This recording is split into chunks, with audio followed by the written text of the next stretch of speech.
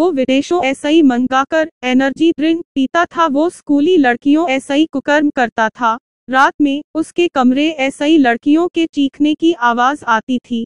जी हाँ, हम बात कर रहे हैं बलात्कारी बाबा राम रहीम की। रेप का दोषी करार दिए जाने और जेल जाने के बाद एसआई राम रहीम को लेकर हर रोज नए खुलासे हो रहे हैं।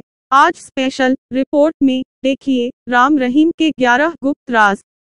रात के अंधेरे में बाबा के शीशमहल एसआई जब भी कोई लड़की निकलकर हॉस्टल में आती थी तो दूसरी लड़कियां उससे पूछती थीं बाबा ने यूस माफ किया कि नहीं।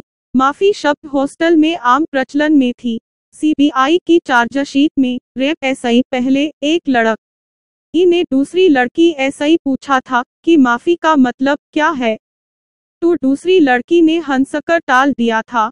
माफी काफी रहस्यमय शब्द था। माफी का राज कैसे खुला वो देखिए।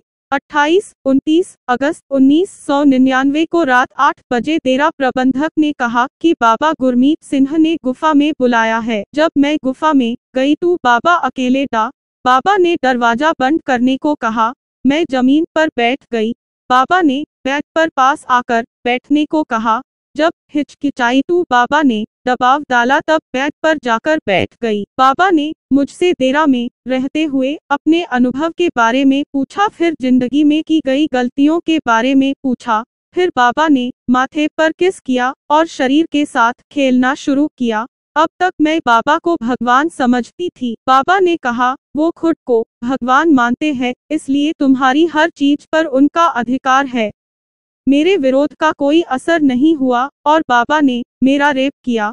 बाबा ने जैसे ही रेप के बाद कहा कि उसकी सारी गलतियां माफ हो गईं। लड़की का सिर चकरा गया, क्योंकि अक्सर बाबा की गुफा ऐसा ही जब कोई लड़की रात को लौटकर आश्रम में आती थी तो दूसरी लड़कियां उससे पूछती थीं कि बाबा ने तुम्हें माफ किया कि नहीं। ये है बाबा का माफी कांड। गर्ल्स हॉस्टल में बाबा के माफ करने का मतलब होता था बाबा ने उसका रेप किया कि नहीं। अब तक माफी शब्द का मतलब ये लड़की समझ नहीं पाई थी, लेकिन रेप के बाद जैसे ही बाबा ने कहा अब उसकी सारी गलतियां माफ हो गईं। बाबा के माफी कांड का मतलब एक झटके में समझ गई। बाबा के शीशमहल का सीक्रेट कोड माफी डिकोड हो चुका था। रेप के बाद बाबा ने मुझसे कहा कि बाहरी दुनिया में रहने की वजह ऐसा ही मैं अपवित्र हो गई थी। बाबा ये सब करके मतलब रेप करके पवित्र कर रहे था।